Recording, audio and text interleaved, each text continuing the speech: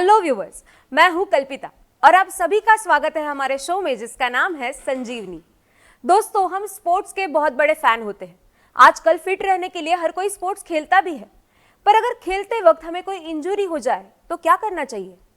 इसी बारे में आज के एपिसोड में हम चर्चा करने वाले हैं।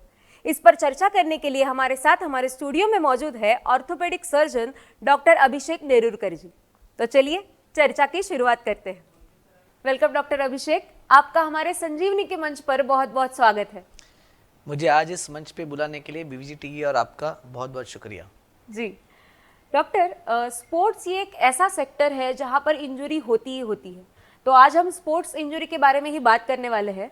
तो मैं आपसे जानना चाहूंगी कि स्पोर्ट्स इंजरीज एग्जैक्टली कौन कौन से प्रकार की होती है, किस तरह की होती है? अगर हम देखें तो अराउंड 20-25 इयर्स बैक स्कूल में एजुकेशन को सबसे ज़्यादा इम्पोर्टेंस मिलता था, पर अभी काफ़ी हद तक ये पोजीशन चेंज हो गई है। टीचर्स, पेरेंट्स सभी जानते हैं कि स्पोर्ट्स का अपने लाइफ में बहुत इम्पोर्टेंस है। हर एक बच्चा कुछ ना कुछ स्पोर्ट्स खेलता है एंड जैसे जैसे वो बढ़ेंगे, वो जैसे पैशन बढ़ेगी तो you get involve into the game. जी, जब हम गेम में इन्वॉल्व हो जाते हैं, पूरी जी और जान के साथ खेलते हैं, तभी इंजरीज के चांसेस भी काफ़ी हद तक बढ़ जाते हैं। अभी ऐसा है कि स्पोर्ट्स पे डिपेंड करता है कि हम कौन सा स्पोर्ट्स खेल रहे हैं। अगर कोई खिलाड़ी है जो थ्रोइंग स्पोर्ट्स खेल रहा है जिसमें शोल्डर का बहुत ज़्यादा इन्वॉल्वमेंट है, तो शोल्डर इंजरीज होने के ज़्यादा चांसेस है। अगर कोई खिलाड़ी है जो दौड़ने वाले स्पोर्ट्स में है, जैसे फुटबॉल है, हॉकी है, जिसमें बहुत सारी नीज की रिक्वायरमेंट पड़ती है, जिसमें डायरेक्शन चेंज इन्वॉल्वमेंट रहता है, उनको नी के इंजरीज होने के चांसेस काफ़ी ज़्यादा होते हैं। अगर कोई खिलाड़ी ऐसे ही गेम में अगर कोई अनइवन फील्ड पे वगैरह खेलता है तो उसको एंकल इंजरीज के चांसेस। सो गेम के ऊपर बहुत हद तक डिपेंड करता है कि कहाँ पे इंजरी होने वाली है। स्पोर्ट्स इंजरीज अगर हम देखा जाए तो 2-3 टाइप में होती है। It can be a bony injury, मतलब बोन रिलेटेड इंजरी हो सकती है, लिगामेंट रिलेटेड इंजरी हो सकती है। सो कनेक्टिव टिश्यू जिसको कहते हैं, लिगामेंट्स है या टेंडन्स है, जिसमें इंजरी हो सकती है। और थर्ड है जो मसल में इंजरी हो सकती है, कोई भी मसल टिश्यू में इंजरी हो सकती है। तो ये सारा जो सिस्टम है जो हमें दौड़ने के लिए, कोई एक्सरसाइज के लिए यूटिलाइज होता है, उसके हर एक सिस्टम में इंजरी, स्पोर्ट्स रिलेटेड इंजरी हो सकती है। जी, तो स्पोर्ट्समैन को इन इंजरीज को प्रिवेंट करने के लिए क्या करना चाहिए, किस तरह से ख्याल रखना चाहिए? देखिए, स्पोर्ट्समैन का फिटनेस ये बहुत इम्पोर्टेंट चीज़ है। फिटनेस एक दिन में नहीं बन सकता है। सो फिटनेस ट्रेनिंग बहुत इम्पोर्टेंट है। कोई भी स्पोर्ट्स खेलने के पहले जो मसल्स हमें उसमें लगने वाले हैं, जो लिगामेंट्स हमको उसके लगने वाले हैं, तो उन मसल्स को स्ट्रेंथनिंग करना बहुत ज़रूरी है। अगर कोई डेफिशिएंसीज हो बॉडी में, चाहे वो प्रोटीन्स हो, चाहे वो कोई एसेंशियल न्यूट्रिशन के डेफिशिएंसीज हो, तो उनको ट्रीट करना बहुत ज़रूरी है। उसके बाद जब आप स्पोर्ट्स खेलने जाएंगे तो यू शुड लर्न कि उसको प्रॉपर वार्म अप कैसे करना है। वार्म अप करने के बाद बॉडी में सर्कुलेशन इम्प्रूव हो जाता है, बॉडी वार्म हो जाती है, मसल्स ट्यून अप हो जाते हैं वो पर्टिकुलर एक्टिविटी करने के लिए। अगर हम इनको नहीं करें, अगर डायरेक्टली आप सपोज जाके फील्ड पे हाई एनर्जी एक्टिविटी करना शुरू कर देंगे, तो मसल का जो कैपेसिटी है वो उसके ऊपर अगर आप उसको स्ट्रेच कर लेंगे तो मसल टेयर हो सकता है। अगर आपका मसल स्ट्रांग नहीं है, अगर आपको इनफ डायनामिक सपोर्ट नहीं मिल रहा है आपके जॉइंट में, तो नी के लिगामेंट इंजरीज, शोल्डर के लिगामेंट इंजरीज वगैरह होने के चांसेस भी काफ़ी हद तक बढ़ जाते हैं। खैर, अगर हम सारे प्रिकॉशंस ले उसके बाद भी स्पोर्ट्स में इंजरीज हो सकते हैं। That is the inherent nature of the game, इसके ऊपर डिपेंड करता है। लेकिन प्रिकॉशंस लेना, ट्रेनिंग करना, ये अपने हाथ में है। पूरे हद तक जहाँ तक पॉसिबल है इसको अगर अपने को करना ज़रूरी है। अगर हम करेंगे then we can prevent injuries to a lot of extent. जी सर, ये तो हो गई प्रिवेंशन की बातें, पर बहुत सारे स्पोर्ट्स ऐसे होते हैं जहां पर ऑन फील्ड इंजरी होना बहुत ही कॉमन बात होती है। तो अगर किसी स्पोर्ट्समैन को ऑन फील्ड इंजरी हो जाए तो उस वक्त उसे क्या करना चाहिए? देखिए, किसी भी स्पोर्ट्समैन का फर्स्ट रिएक्शन होता है कि मुझे ये गेम को जीतना है और मुझे परफॉर्म करना है। तो यूजुअली जब भी इंजरीज होती है, मोस्टली जो स्पोर्ट्समैन रहते हैं, they get up and they start playing again. तो ये सबसे बड़ा प्रॉब्लम है, बिकॉज इसमें आपका इंजरी बढ़ने का chance it increases. Risk assessment या प्रॉब्लम असेसमेंट ये सबसे इम्पॉर्टेंट चीज़ है। अगर आपको उठने को नहीं जम रहा है गेम के बाद या गिरने के बाद, तो आपको सिग्निफिकेंट इंजरी है ये समझ लेना चाहिए। अगर आपको किसी भी एक्टिविटी को करने में तकलीफ हो रही है, इसका मतलब there is injury which you have to take care of. तो सबसे पहले you have to stop and assess rather than playing, ये फर्स्ट चीज़ होता है। ऑन फील्ड कुछ बेसिक चीज़ें होती है जो हम कर सकते हैं। First thing is ice application. तो मोस्ट ऑफ द फिजियोज हो या जो स्पोर्ट्स ट्रेनिंग या तो स्पोर्ट्समैन एरिना स्पोर्ट्स एरिनाज होते हैं, उनमें आइस पैक्स अवेलेबिलिटी करना बहुत इंपॉर्टेंट है। तो ice application, lot of times जो मुझे लोग बोलते हैं कि हमें इंजरी के बाद हॉट फर्मेंटेशन किया, बिल्कुल नहीं करना चाहिए। बिकॉज अगर आप कोई इंजरी के बाद हॉट फर्मेंटेशन करेंगे तो स्वेलिंग बढ़ जाएगी और आपको बेनिफिट नहीं होगा। सो आइस फर्मेंटेशन या cold PACS, this is the first thing on field जो आपको करना है। Second is rest. अभी रेस्ट का कब तक करना है वो असेसमेंट जब आप आपके डॉक्टर को दिखाओगे तभी होगा, लेकिन ऑन फील्ड आपको वापस जाके अगर आप गेम खेलोगे तो आपको डैमेज के चांसेस बढ़ जाते हैं। The next thing that you can do on field is कि जिसमें हम कंप्रेशन बोलते हैं, अगर आपके पास कोई भी कंप्रेशन डिवाइस हो जैसे इलास्टिक बैंडेज हो तो उसको लगा देना चाहिए।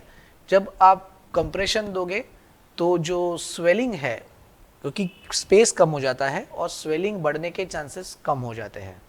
ओके, सो कंप्रेशन आपको ऑन फील्ड देना है। Third is elevation. एलिवेशन मतलब पैर है, अगर आपको कोई लोअर लिम इंजरी हुई है, अगर नी में इंजरी है, एंकल में इंजरी है, तो उसको पैर को रेस करके रखना है ताकि ग्रेविटी से आपका जो भी एडिशनल फ्लूइड है उसको ड्रेन आउट हो जाए और आपका स्वेलिंग बढ़े नहीं। अभी स्वेलिंग बढ़ने से क्या प्रॉब्लम होता है कि जो टिश्यूज़ है वो डिस्ट्रैक्ट हो जाते हैं और आपका जो हीलिंग पोटेंशियल है या तो हीलिंग का जो टाइम है वो डिले हो जाएगा। सो रेस्ट, आइस, कंप्रेशन और एलिवेशन, जिसको हम राइस थेरेपी बोलते हैं, ये सारी जो ट्रीटमेंट है that you can start on table on field. But सबसे इम्पॉर्टेंट है आपका असेसमेंट ऑफ द इंजरी, और जब तक आपका इंजरी असेसमेंट नहीं होता है कि डैमेज कितना हुआ है, you should not play your sports again. जी डॉक्टर, अक्सर मैंने सुना है कि बहुत सारे स्पोर्ट्समैन को लिगामेंट इंजरीज हो जाती है, तो इसके बारे में आप क्या कहेंगे? सी मोस्ट कॉमन इंजरीज जो हम as a sports medicine consultants देखते हैं वो आपके नी के एसीएल इंजरीज है।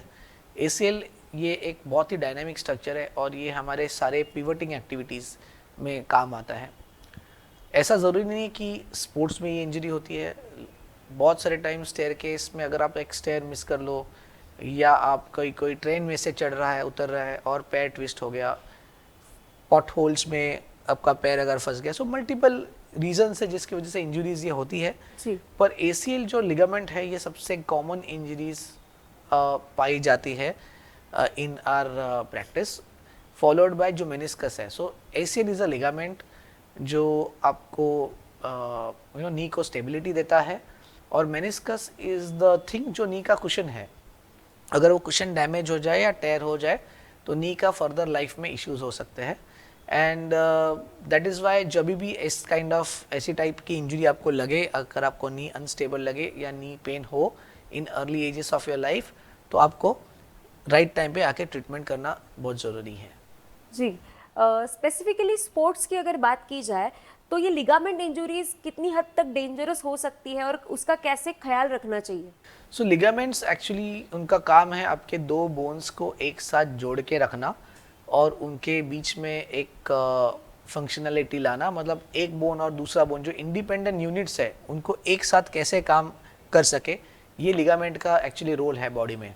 जब नी या किसी भी एंकल की ये जो भी लिगामेंट है जो टेयर हो जाए या डैमेज हो जाए तो वो जो जॉइंट है वो अनस्टेबल हो जाता है। जब जॉइंट अनस्टेबल हो जाता है तो दो बोन एक दूसरे पे घिसने का चांसेस बढ़ जाते हैं। उसके अंदर की जो दूसरे नॉर्मल स्ट्रक्चर्स है वो धीरे धीरे धीरे डैमेज होने के चांसेस बढ़ जाते हैं। इसीलिए नी लिगामेंट इंजरी जो है उसको आपको इग्नोर ना करें और उसकी ट्रीटमेंट ले, बिकॉज जितना लेट आप उसको ट्रीट करोगे उतना आपको ज़्यादा डैमेज होगा। जी डॉक्टर, अभी आपने ट्रीटमेंट की बात की तो हम आपसे जानना चाहेंगे कि लिगामेंट इंजरीज की ट्रीटमेंट किस तरह की होती है, क्या ट्रीट किया जाता है पेशेंट को? जैसे मैंने आपसे कहा कि कोई भी इंजरी जब हो तो उसका असेसमेंट सबसे पहले कर लेना चाहिए। लिगामेंट इंजरीज में अक्सर हम एक एक्सरे और एक एमआरआई स्कैन ये यूजुअली करके उस लिगामेंट का डैमेज का जो कितना हद तक डैमेज हुआ है, whether it is a complete tear या पार्शियल टेयर है या just some kind of a sprain है, इसको एसेस करते हैं। लिगामेंट का हीलिंग पोटेंशियल भी हर एक लिगामेंट का डिफरेंट रहता है। So which ligament will heal, which ligament will not heal, उसके ऊपर भी काफ़ी हद तक ट्रीटमेंट डिपेंड करती है। अगर लिगामेंट में हीलिंग पोटेंशियल है तो उसको कंजर्वेटिव ट्रीटमेंट, मतलब जैसे हमने बोला राइस ट्रीटमेंट और इमोबिलाइजेशन लाइक प्लास्टर या जो भी है कर सकते हैं, ब्रेसिंग कर सकते हैं। कुछ लिगामेंट्स होती है जिनको इनहेरेंट हीलिंग पोटेंशियल नहीं होता है। अगर कंप्लीट टेयर हुआ है, अगर ऐसे किसी लिगामेंट जिसको हीलिंग नेचुरली हीलिंग पॉसिबल नहीं है, तो उसके जो then the lifestyle of the patient, जो उसका रिक्वायरमेंट है, उसका कंप्लीट असेसमेंट करना पड़ता है। अगर कोई स्पोर्ट्समैन है जिसको वो लिगामेंट की रूटीन लाइफ में, रूटीन स्पोर्ट्स में ज़रूरत है, then we have to opt for surgery as well in certain scenarios. जैसे ACL है जिसका लिगामेंट का हीलिंग पोटेंशियल बहुत पुअर है, और अगर किसी स्पोर्ट्समैन को हो जाए तो अगर उसको कंटिन्यू करना है उन स्पोर्ट्स को, देन ACL का जो रिकन्स्ट्रक्शन है, जो लिगामेंट का सर्जरी है, वो करना आवश्यक हो जाता है। जी डॉक्टर, मैं अभी यही पूछने वाली थी आपसे कि अगर स्पोर्ट्समैन को ऐसी लिगामेंट इंजरीज हो जाए तो क्या चांसेस होते हैं कि इंजरी के रिकवरी के बाद वो उसी फॉर्म में अपने गेम को कंटिन्यू कर सके? बेसिकली ऐसा है कि आजकल की सारे स्पोर्ट्समैन को they want to, the first question that they have in their mind is that I want to get back to my sports. जी। और as a sports medicine consultant, as a orthopaedic doctor, that is our priority to get them back, ताकि वो अपना regular sports खेल सके। पर वो एक प्रोसेस इन्वॉल्व है कि कब खेल पाएंगे, कैसे खेल पाएंगे, उसके लिए सर्जरी ज़रूरी है नहीं है, सर्जरी के बाद किस टाइप के ट्रेनिंग उनको करना पड़ेगा। तो ये सारे डिस्कशंस होते हैं विद द स्पोर्ट्समैन कि what is done from required from my side, क्या उनके साइड से मुझे रिक्वायरमेंट है, और उसके बाद वो प्रॉपर प्लान उनको दिया जाता है, whether it is surgery, weather it is not a surgery, और रिहैब प्रोटोकॉल, मसल स्ट्रेंथनिंग, ये सारा जो प्लान है ये इंडिविजुअलाइज रहता है, उनको बना के दिया जाता है जी। पर मोर ऑफन देन नॉट ये जो सारे स्पोर्ट्समैन हैं विद इन 6 to 9 months और a period of a year, depending on their sports, depending on the extent of the injury, ये सारे जो स्पोर्ट्समैन हैं ये अपने स्पोर्ट्स तक खेलने के लिए रेडी हो जाते हैं। जी। सर, अभी आपने कहा कि कई सिचुएशंस में सर्जरी बहुत ही ज़रूरी हो जाती है, तो ऐसी कौन सी सर्जरीज होती है जो करवाना ज़रूरी हो जाता है और बहुत ही इम्पोर्टेंट होती है? Basically most of the knee surgeries जो है और शोल्डर सर्जरीज जो मोस्ट कॉमन सर्जरीज है, और किसी हद तक इवन एंकल सर्जरीज है, तो उनको आर्थ्रोस्कोपी से किया जाता है। जी। आर्थ्रोस्कोपी मोस्ट ऑफ द लोगों ने सुना रहता है ये टर्म, कुछ लोग उनको लेज़र बोलते हैं, बट क्या होता है ये किसी को आइडिया नहीं होता है। सो आर्थ्रोस्कोपी में यूजुअली एक कैमरा होता है जो एक वेरी स्मॉल इंसिजन से जिससे अपना पेन रहता है, इतना छोटा कैमरा होता है, जो कैमरा अंदर जॉइंट के अंदर इंसर्ट हो जाता है। जब वो कैमरा जॉइंट के अंदर जाए तो then the image that we get is magnified almost. जो स्मॉल 4 mm स्ट्रक्चर है वो काफ़ी बड़े साइज में अपने को दिखता है, तो उसके बाद उसका असेसमेंट भी उसी मैग्निफिकेशन से साथ जब होता है तो we get better assessment of the injury. जी। सारी जो प्रक्रिया रहती है सर्जरी की वो भी आर्थ्रोस्कोपिकली की जाती है, ताकि अपने को like we don't have to open the joint. जी। जब हम जॉइंट ओपन नहीं करते उसके काफ़ी सारे बेनिफिट्स है, क्योंकि टिश्यू जो है उसका हैंडलिंग बहुत कम हो जाता है, रिकवरी बहुत फास्ट हो जाती है इन आर्थ्रोस्कोपी सर्जरी, और ऑब्वियसली जिनको कॉस्मेटिकली उनको बेटर चाहिए उनके लिए भी ये काफ़ी हद तक बेटर है, बिकॉज आपको जो इंसिजन है, जो स्कार है, वो काफ़ी हद तक स्मॉल रहता है, that is very presentable as compare to open surgery. However that is not the criteria. Main तो जो आउटकम्स है वो बहुत इंपॉर्टेंट है, आउटकम्स इम्प्रोवाइज हो जाते हैं, एक्यूरेसी बढ़ जाती है with the surgery, and that is why most of the surgeries we are doing are all arthroscopic surgeries, in ligament हो या मेनिस्कस हो, इवन शोल्डर्स में जो डिसलोकेशंस होते हैं तो सारे के सारे procedures are designed in such a way that they can be done with the keyhole surgery. Implants जो है वो भी काफ़ी हद तक इम्प्रोवाइज हो चुके हैं। There are lot of innovations that are coming in. जो आपके डिवाइसेस है, जो आपके इंस्ट्रूमेंट्स है, they have improved to give you better accuracy. Even the implants, most of the things that are there are nowadays bioabsorbable. So कम से कम metal है जो body में बच जाता है after the arthroscopy surgeries. So these all innovations are there. We are getting better clarity because of newer technologies, newer understanding of the injuries and how they are going to heal up. That has given improviser outcomes, or nowadays we can confidently say that most of the sportsmen will definitely get back to your previous sporting जो उनका वो करते थे वो level तक they can reach and they can do the sports. जी doctor, आजकल हमने देखा है कि बहुत सारे ऑफिसेस में या फिर लोग बहुत ही एक्टिव रहना चाहते हैं। बहुत सारे बड़े बड़े ऑफिसेस में भी लोगों के हेल्थ के लिए, उनको फिट रखने के लिए स्पोर्ट्स खिलवाए जाते हैं। बहुत सारे क्रिकेट हो या फुटबॉल हो, ये सारे स्पोर्ट्स खेले जाते हैं।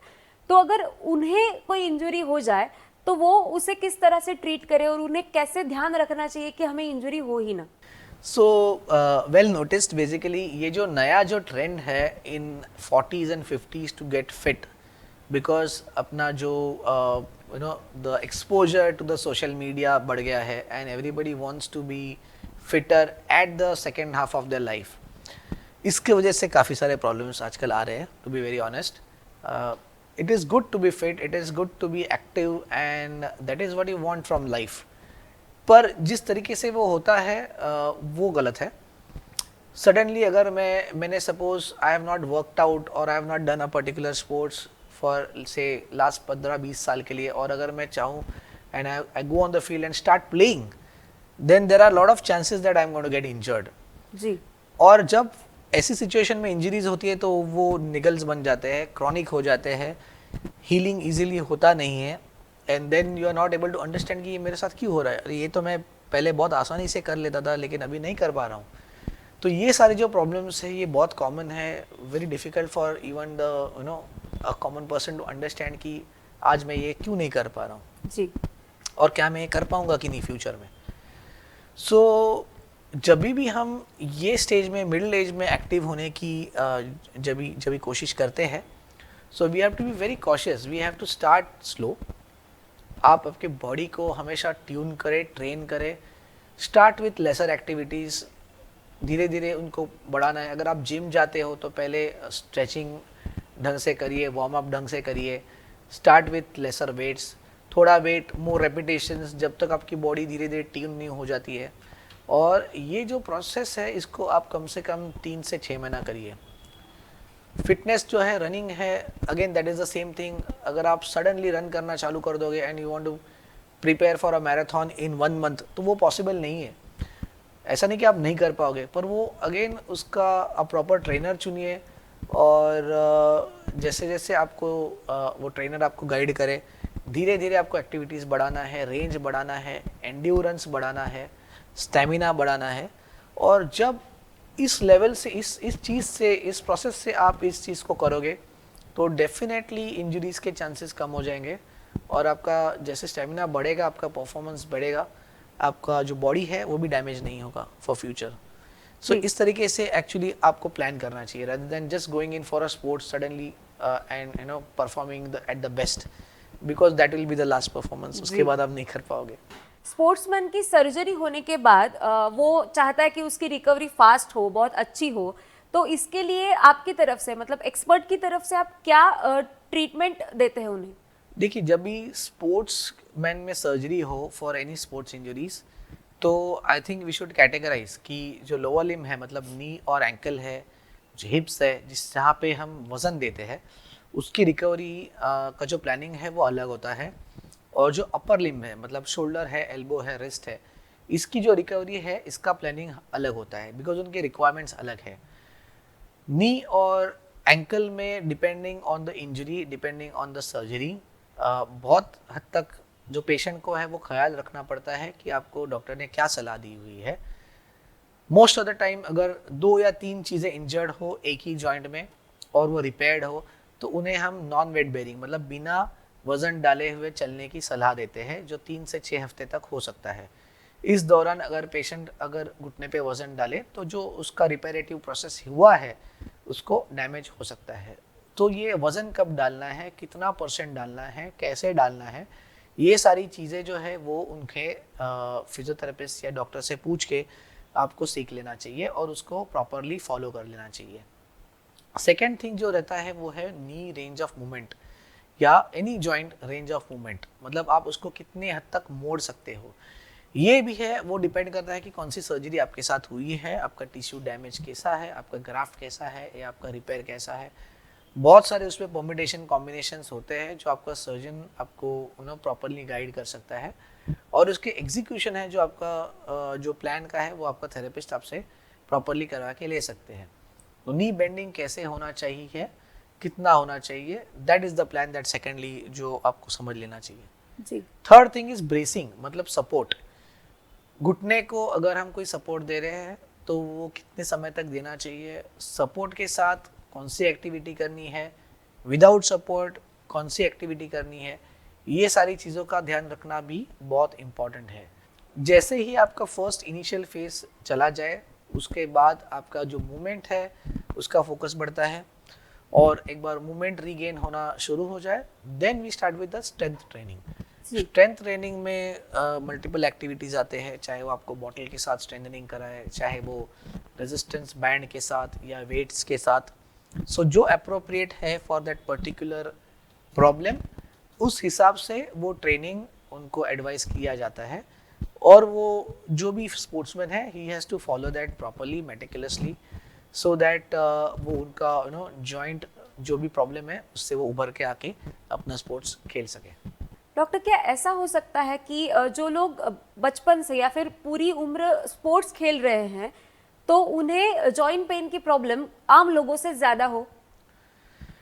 देखिए एक्चुअली स्पोर्ट्समैन जो है अगर वो ढंग से प्रैक्टिस करके प्रॉपर, जैसे हमने प्रिकॉशंस की बात की है, अगर स्पोर्ट्समैन वो सारे प्रिकॉशन ले, जैसे कि ट्रेनिंग हो, चाहे वो वार्म अप हो, चाहे वो उनका इंजरी मैनेजमेंट हो, ये सारी चीज़ें अगर ढंग से they takes care of the problems, तो शायद उनका नी का जो लाइफ है it can be even be higher than the normal people. पर अगर कोई उसको इग्नोर करता है, इंजरीज को इग्नोर करता है, प्लेस ओवर द इंजर्ड नीज और इंजर्ड जॉइंट्स, तो वो जो जॉइंट है वो एक्सेलरेटेड डैमेज में चला जाता है। मतलब जो चीज़ शायद 60 में होनी चाहिए वही 40-45 में हो सकती है, और ऐसे सिनेरियो में स्पोर्ट्समैन का नी या कोई भी जो भी जॉइंट इन्वॉल्व है वो as compare to the normal population ज़्यादा अर्ली डैमेज हो सकता है। लेकिन ये प्रिकॉशंस उस पर्टिकुलर स्पोर्ट्समैन को लेने चाहिए, और वो रिस्पॉन्सिबिलिटी है एक स्पोर्ट्स खेलना भी। नॉर्मल जो इंडिविजुअल्स रहते हैं, again those who are not being in physical activity for longer times, अगर they start doing activities and again they don't take the precautions, तो उनको भी इंजरीज होने के उतने ही चांसेस होते हैं।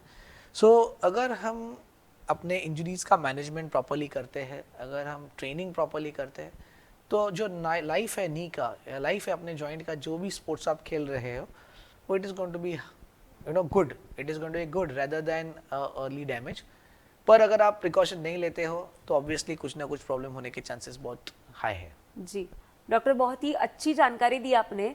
जाते जाते आप हमारे दर्शकों को क्या मार्गदर्शन करना चाहेंगे? देखिए सबसे इम्पोर्टेंट जो मार्गदर्शन या एडवाइस मैं इनको दूंगा वो है कि you listen to the body, listen to your body. अगर आपको बॉडी कोई सिग्नल दे रही है तो उसको आप रिस्पेक्ट करिए, don't try to ignore it. अगर आप उसको इग्नोर करोगे तो प्रॉब्लम बढ़ने वाली है, ऑटोमेटिकली कम नहीं होने वाली है। कभी भी कोई भी स्पोर्ट्स खेलने के पहले या कोई भी फिटनेस रजिम करने के पहले जो वार्म अप है या जो उसका जो प्रायर ट्रेनिंग है उसको अच्छे से आप समझ लीजिए, उसको आप रिलीजियसली फॉलो करिए। अगर आप वो करेंगे तो yes you will have better outcomes, better performance और बेटर इंजरी मैनेजमेंट आल्सो। अगर आपको बाय एनी प्रॉब्लम्स अगर इंजरी हो जाती है तो इसको इग्नोर मत करिए, टेक इट सीरियसली। उसका आप सही एक्सपर्ट के पास जाके उसका आप रिजोल्यूशन ढूंढिए, उसको आप ट्रीट करवा के करेक्ट करवाइए, and then you get back to your sports.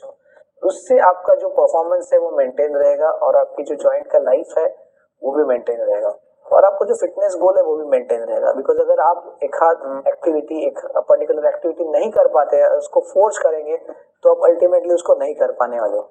So you have to take care of all these precautions. और अगर आप ये सब चीजें, बेसिक चीजें हैं जो आप अगर ढंग से फॉलो करेंगे देन डेफिनेटली आपका फिटनेस गोल अचीव हो जाएगा and you will also have a better performance in your life. Thank you so much doctor, आप यहाँ पर आए, आपने अपना कीमती समय निकाला और हमें इतनी अच्छी जानकारी दी, इसके लिए आपका बहुत बहुत शुक्रिया। Thank you very much, thank you BVG TV for calling me and giving me opportunity, ताकि मैं आपके दर्शकों के साथ इस बहुत ही इम्पोर्टेंट टॉपिक पे बात कर सकूं। Thank you. तो अब अपनी होस्ट और दोस्त कल्पिता को इजाजत दीजिएगा, फिर मुलाकात होगी संजीवनी के अगले एपिसोड में एक नए विषय के साथ। तब तक अपना ख्याल रखिएगा।